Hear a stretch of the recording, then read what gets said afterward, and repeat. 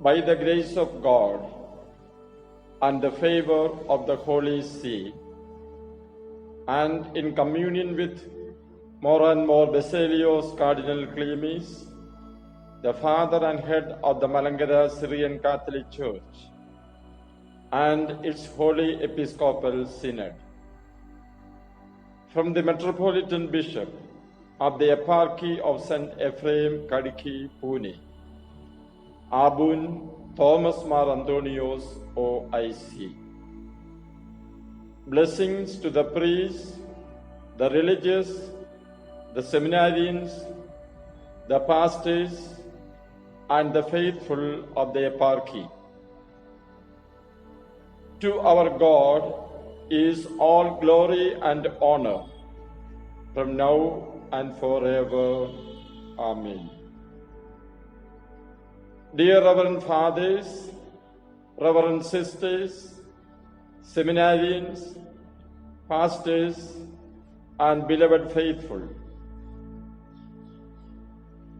greetings and blessings to all in the name of our Lord Jesus Christ. With you I pray, Lord, stretch out your right hand and bless your people. Lord, say only a word, and the world shall be healed of the COVID pandemic. The 90 years of our communion with the Universal Church. The priestly prayer and the ardent desire of our Lord that they all may be one, John 17:21, has been the cornerstone of our ecclesiology as well as that of ecumenism. The divisions in the Church have always been painful and scandalous and portray as if Christ himself is divided. I quote, "Such division openly contradicts the will of Christ, scandalizes the world, and damages the holy cause of preaching the gospel to every creature." Unquote. Unitatis Redintegratio, number 1. This was the pain and agony that the servant of God, Archbishop Mar Ivanios, experienced before his reunion with the Catholic Church. The Apostolic Church in Malankara, established by St. Thomas the Apostle, which was in communion with the Universal Church, was divided, and the Covenant Cross Oath led it to a situation that can be called as the Great Schism of India. The Puthankur community, which came out of the Universal Communion, later broke into several factions, with the Orthodox and the Jacobites as the major ones. Even to this day, we are pained by the manner in which the two groups try to solve their differences. There have been many attempts to bring the original union and heal the wounds of the schisms, but it was the attempt of the servant of God, Mar Ivanios, rightly called the prophet of reunion, whom the Lord chose to heal the wounds of the schism originating from the Covenant Cross Oath, which satiated the great desire for ecclesial Catholic communion. The reunion movement was not just for a simple union. It was not a fusion or mingling of a group to a larger church. It was a communion of the See of St. Thomas with the See of St. Peter, wherein the distinct individuality of a church, which has its own liturgy, theology, ecclesiastical discipline and spirituality is recognized and communed to be Catholicized. Our experience as an individual or sui juris church in the Catholic Communion over the last 90 years is enriching. In the year 2005, the Holy See elevated us as a major archiepiscopal church, giving us complete autonomy in our internal governance and also conferring on us powers to provide adequate canonical structures according to our timely needs. On 24th October 2012, the Holy Father Pope Benedict XVI appointed our Catholicos more and more Basilios Claimis Major Archbishop as Cardinal, giving a participation to the Father and Head of our Church in the governance of the Universal Church. We are a church that has not only enriched the Universal Church with our liturgy, but also with our missionary enterprise. The Eparchy of Marthandam and the Eparchy of Parashala are the results of our zealous missionary enterprise. In the year 2015, the Holy Father Pope Francis recognized our long-awaited desire to carry out mission activities across India by erecting an eparchy and our own exarchate covering the length and breadth of India. You are all aware of the many missionary works that the Eparchy of St. John Chrysostom and we are doing in these years. As a crowning to our missionary efforts, in November 2019, we were elevated to an eparchy and our territory was added to the proper territory of the Syro-Malankara Catholic Church. As a church, we have received innumerable blessings. Our growth from a small group of 5 people gathered in the chapel at Kollam Bishop's house to a population of around 500,000 faithful across the globe, encompassing various ethnicity, languages and cultures, speaks volumes of our missionary and reunion activities. In the words of St. John Paul II, the Syro-Malankara Catholic Church is the fastest growing church in the Catholic Communion. Adilmina visit 2003 in Rome. It is very true and an encouragement to us.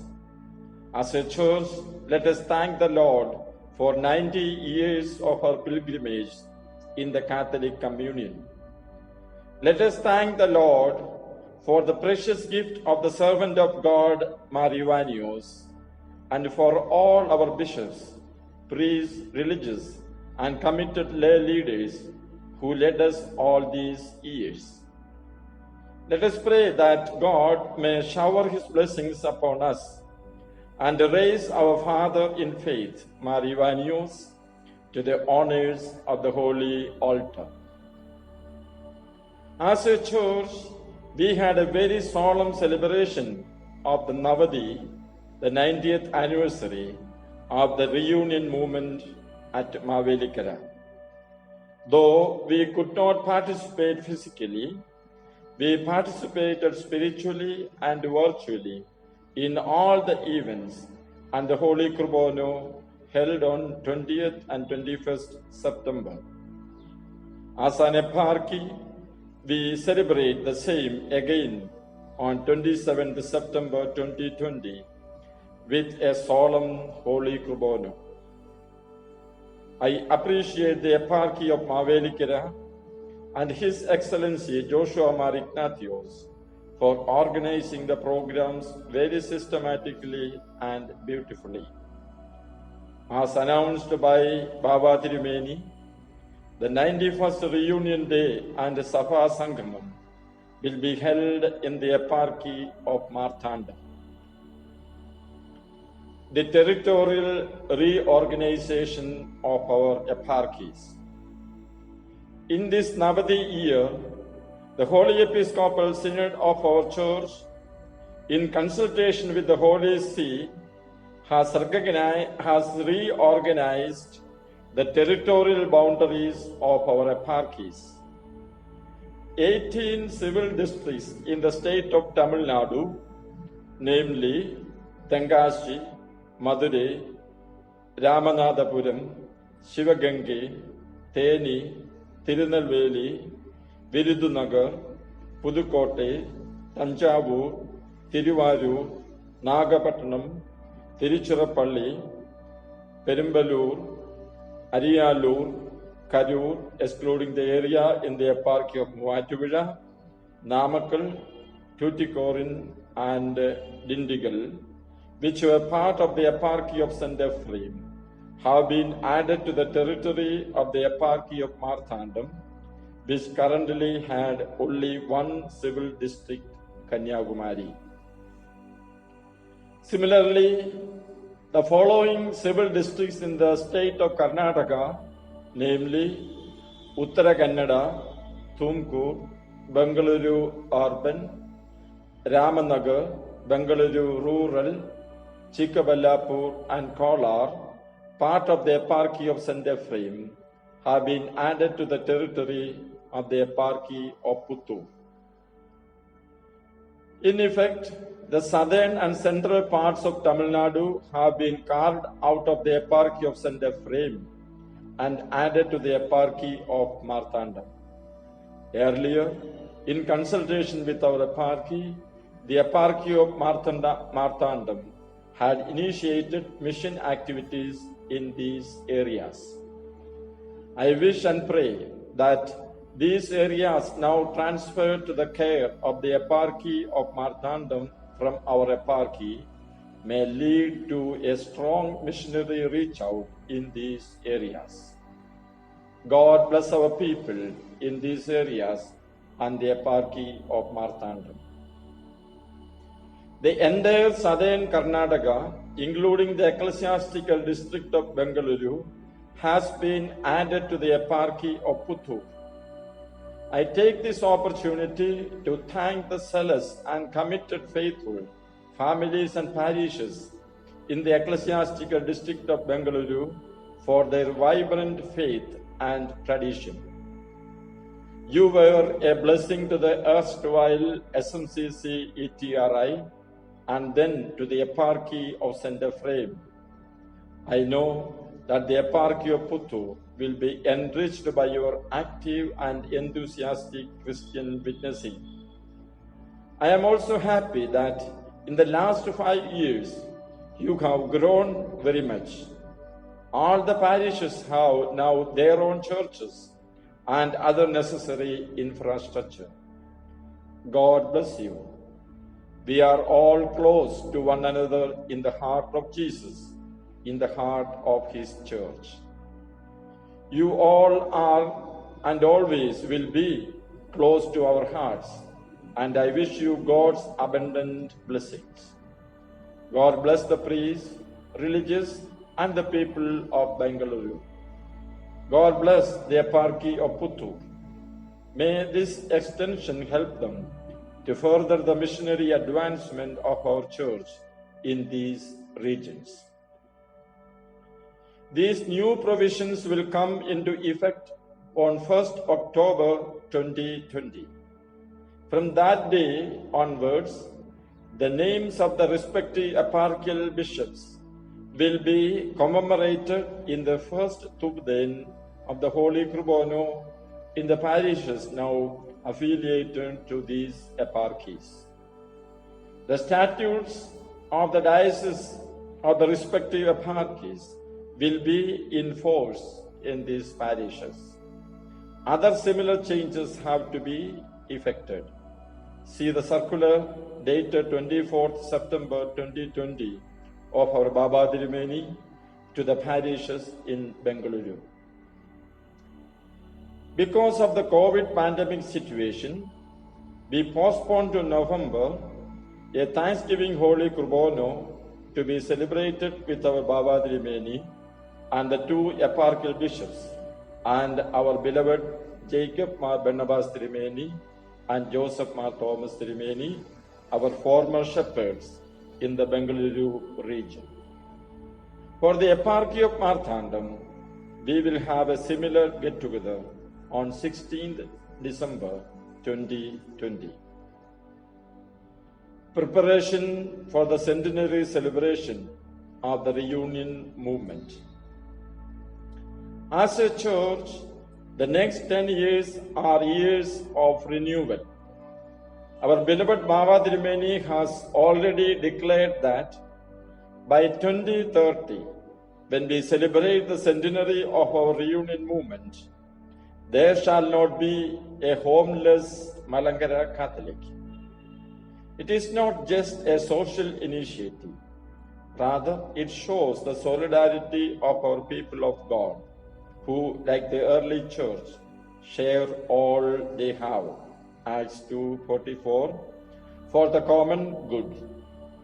Dear brothers and sisters in our eparchy, we need to take this wish of Baba Dirumeni seriously and ensure that our people who are genuinely unable to own a house are provided all help to own a home for themselves.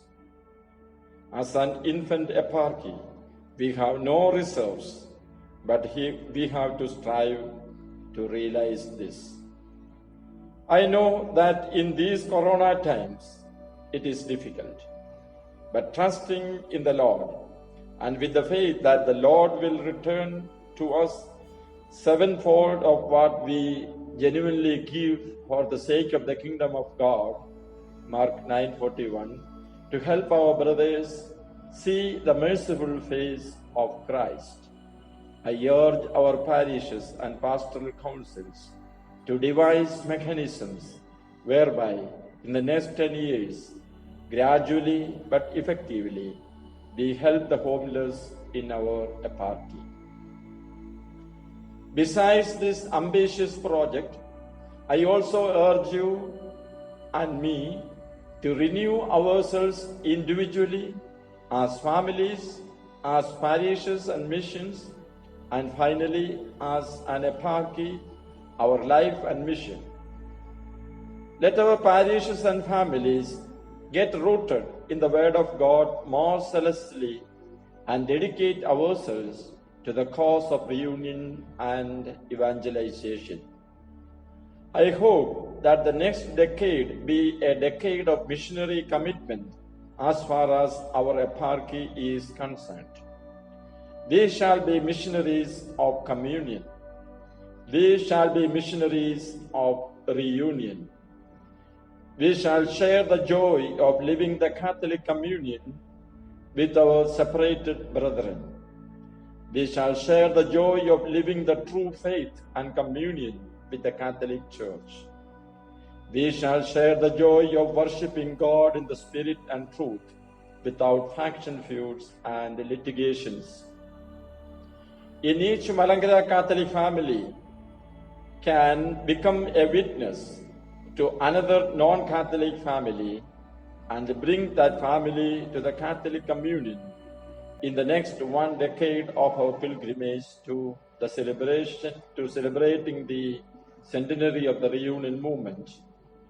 We shall be blessed missionaries of communion. We shall be missionaries of the Word of God. We shall share the joy of the gospel with those who have not come to the light of the gospel.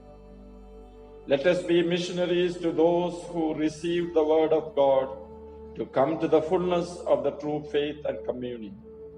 Let us be missionaries to the poor and the downtrodden and those who live in the periphery of the society. We need more missions in Karnataka, Goa, Maharashtra, Andhra Pradesh, Telangana, Tamil Nadu, and Puducherry. Each of our parishes must strive to find a new mission within or near their territories.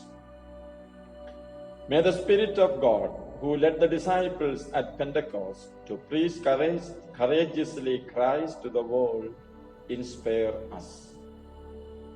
The Mission Sunday and the missions of the eparchy.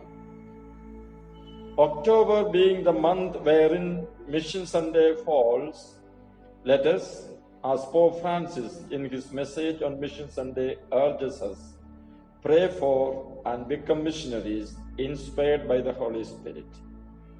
The Pope writes, I quote, "Mission is a free and conscious response to God's call. Yet we discern this call only when we have a personal relationship of love with Jesus present in His church. Let us ask ourselves, are we prepared to welcome the presence of the Holy Spirit in our lives? To listen to the call to mission, whether in our life as married couples or as consecrated persons, or those called to the ordained ministry, and in all the everyday events of life?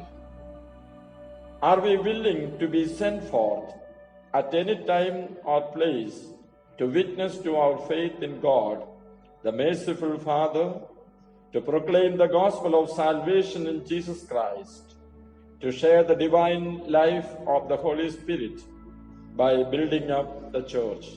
Unquote. Message, World Mission Sunday 2020.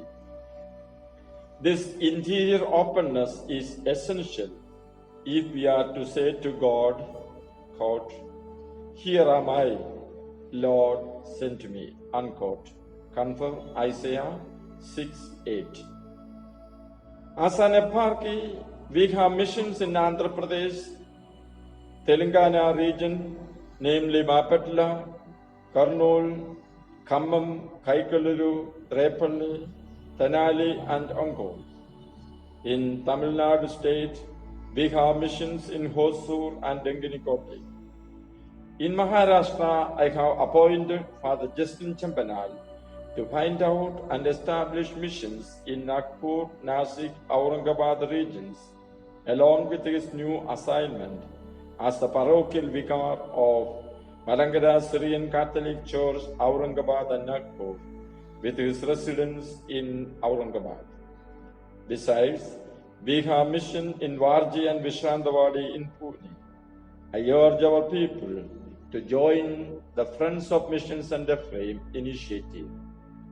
In each parish, we now have a point person who, under the guidance of Mr. V. A. George and Mr. Raja Francis, the eparchial point persons, will reach out to you.